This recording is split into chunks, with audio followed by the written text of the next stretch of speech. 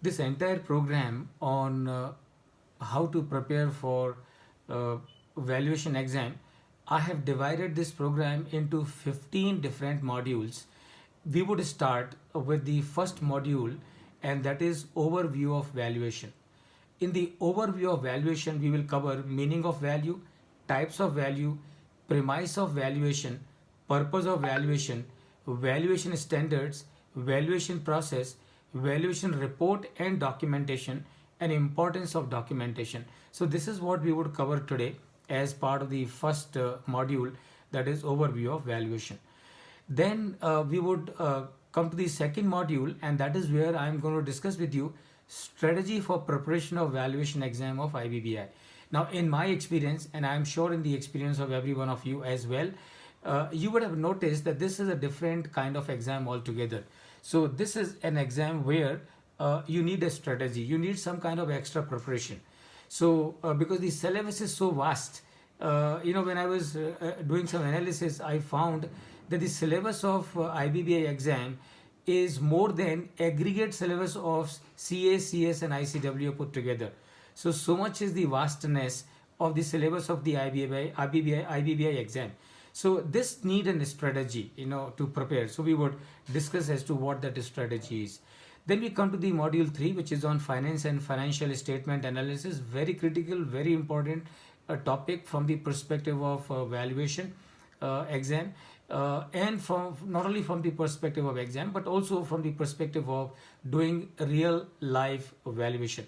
Now, before I come to the next point, let me also tell you at this point in time that this program is going to be completely interactive, completely participative, and I would urge all of you to feel free to interrupt me at any point in time, raise your doubts, raise your questions, whatever they may be, with regard to the topic that we are discussing.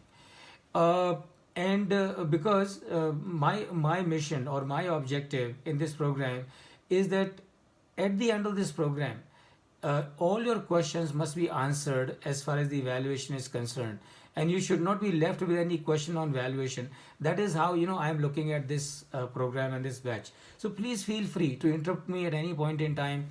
If you think that I am too fast, tell me that I am too fast, I would slow down. If you think I am too slow, tell me I am too slow, I will speed it up. Ultimately, you are I am driving, but you are the driver of this program. So you would tell me, and I would adjust my speed accordingly. So in the third module, we will do finance and financial statement analysis, and I'm sure when we will do this topic, you will realize that there are so many things which are really a mystery to every one of us, and I can mention it to you at this point in time. A return on capital employed is a very critical ratio for financial statement analysis. And in my experience of delivering these training programs all over the world, I can tell you 99.99% of the people do not have clear understanding as to what is return on capital employed, what purpose does it serve, and how it is to be calculated. But not only return on capital employed, but many other ratios we will understand as part of the financial statement analysis. And why is that so? Because when we do the evaluation of any business, understanding of the business of that company, understanding the finances of that company, understanding the financial position of that company, understanding the financial statements of that company becomes absolutely extremely critical for us to do a good valuation of that company. So we will take the third module, that is finance and financial statement analysis. As the fourth module, we will be looking at the evaluation approaches, and that is where we will be understanding three approaches to valuation. And let me tell you at this point in time, please remember there are only three approaches of valuation in any part of the world. There is no fourth approach for valuation. Only three approaches for doing valuation of any kind of any kind of asset anywhere in the world. And those three approaches are income approach, market approach, and cost approach. And let me also clarify for your benefit at this point in time itself why income approach is called as income approach, market approach is called as a market approach, and the asset approach is called as an asset approach. No rocket science, is very simple. Market approach is called as a market approach because when we are trying to value a company based on the market approach, we are using based on the income approach, we are using income information as the basis for the purpose of valuation. That is why it is known as income approach. Same is the case with the market approach. So when we do the valuation of a company using the market approach, we call it as a market approach because we are going to use market information for arriving at the value of that company, and that is why it is known as market approach. And likewise, the third is cost approach. And please also remember at this point in time, cost approach is also referred as asset approach. So why I'm saying this, next time when you sometimes, when you're reading the literature on valuation, sometimes it might say cost approach, sometimes it might say sometimes it might say asset approach, sometimes it might say cost approach. So both mean the same thing. There is no difference. There is absolutely no difference. Cost approach and asset approach are two names of the same approach. Now, why cost approach or the asset approach is non-so? And that is because when you are doing valuation of an asset or of a company using the cost approach or the asset approach, how are you arriving at the value? You are arriving at the valuation based on the asset information of that company, and that is why it is known as asset approach or cost approach. So these are the three approaches of valuation with regard to all kinds of income. And I'm sure Bamanji would agree with this, that even if you are doing valuation of plant and machinery, even if you are doing valuation of land and building, even then also only these three approaches are available. That is the income approach, market approach, and the cost approach. You are trying to do the valuation of tangible asset, three approaches. You are trying to do valuation of intangible asset, again three approaches. And that's your module 4, and that is approaches to valuation. Then we will move to meaty areas of or the juicy areas of the valuation as a course or valuation as a profession, and that is the module 5, which is on valuation application, and that is what we're going to cover in module 5, that is valuation application. And that is where you will have more juicy topics cropping up one by one. So what we would be covering, number 1 is equity or business valuation, and number 2, analysis of business environment. And why is that? Because whenever we have to do valuation of any asset, remember, it's very simple. Value of any asset will be dependent on the environment. So value of any asset will be depending on the environment around it. So if an asset is situated in a favorable environment, that means this asset will get higher valuations. If an asset is situated in adverse environment or negative environment or bad environment, then that asset will derive low valuations. And that is why understanding or the analysis of the business environment or the environment becomes very critical, and that is what we would cover. We would also be looking at the business combinations, and which is your mergers, amalgamations, acquisitions, takeovers, because that is one area where valuations play a very important role. All the big valuations, all the big mergers and amalgamations that we hear of every day nowadays, remember, in the base of all those mergers and amalgamations, ultimately the decision is arrived at based on the valuation, and that is what we will understand business combinations. Then we would look at the forecasting approaches and techniques. And I can tell you at this point in time, when we are doing the valuation based on the income approach, and I can tell you, under the income approach, there are two methods. First method is the income capitalization method. Second method is discounted cash flow method. So these are two methods under the income approach. And within these two methods, income capitalization and discounted cash flow. Discounted cash flow method is the most frequently used method for arriving valuations of different assets or companies all over the world. And I can tell you at this point in time, discounted cash flow method is the most reliable, dependable, and convincing method of valuation. So when you want to arrive at valuation of an asset using the discounted cash flow method, what you will need the cash flows of this company of future. And that means what?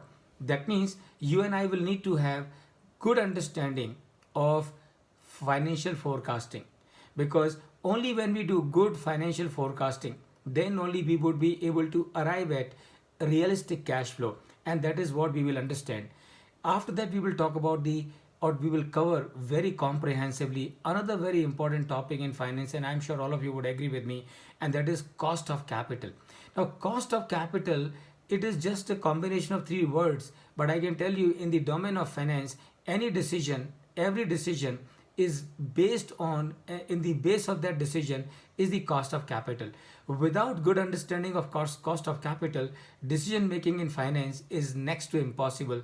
I can say it in those many words. So we will understand cost of capital. It's a very interesting topic and a very useful topic, very appropriate topic. We will understand as to what is cost of capital and what is the relevance of cost of capital, what is the utility of cost of capital, how cost of capital plays a role in the valuation. That is what we would cover. And after that, of course, we would look at some adjustments are required to be done. When you do the valuation based on the discounted cash flow method, you will need to do some adjustments. So those adjustments can be discount or premium. So there may be something called DLOM, discount for lack of marketability, right? So or there may be a premium. So those adjustments will need to be done, and that is what we will understand.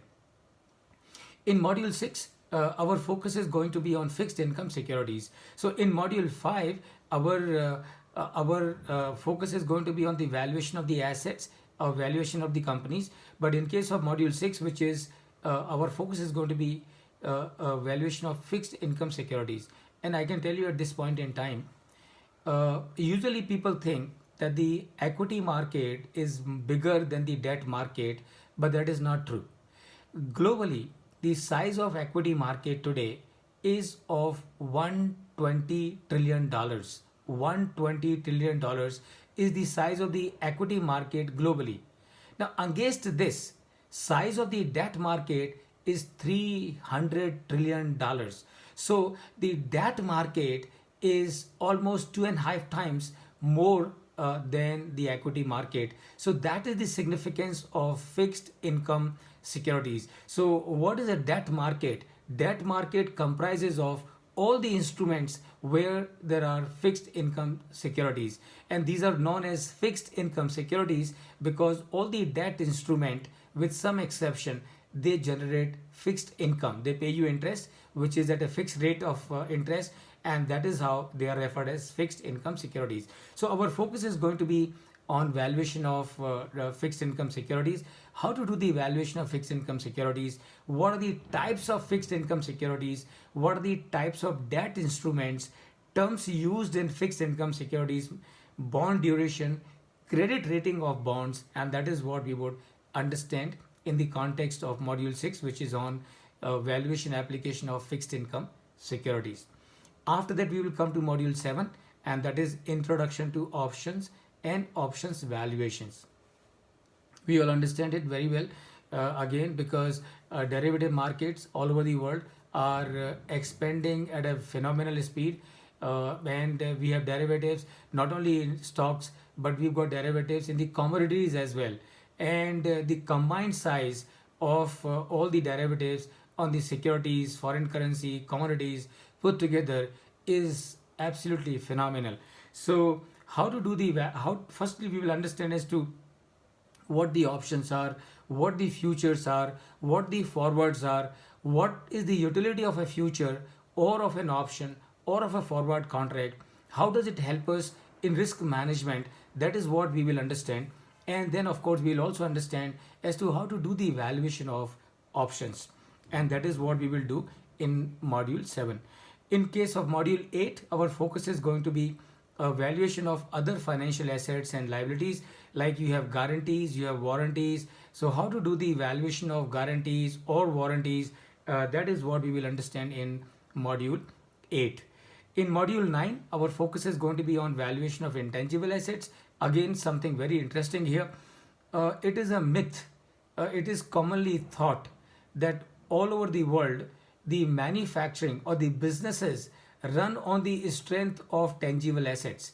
Now, interestingly, all over the globe, the businesses run not only on tangible assets, but they run on more on intangible assets. And what is even more interesting is there are companies all over the world. They have intangible assets. They are using those intangible assets in running their operations. But these intangible assets do not reflect on the balance sheets of these companies. Yet, intangible assets are definitely there. So, how to do the evaluation of intangible assets in different situations? So, number one, we will understand as to what are the intangible, different kinds of intangible assets, and how to do the evaluation of those different kinds of intangible assets.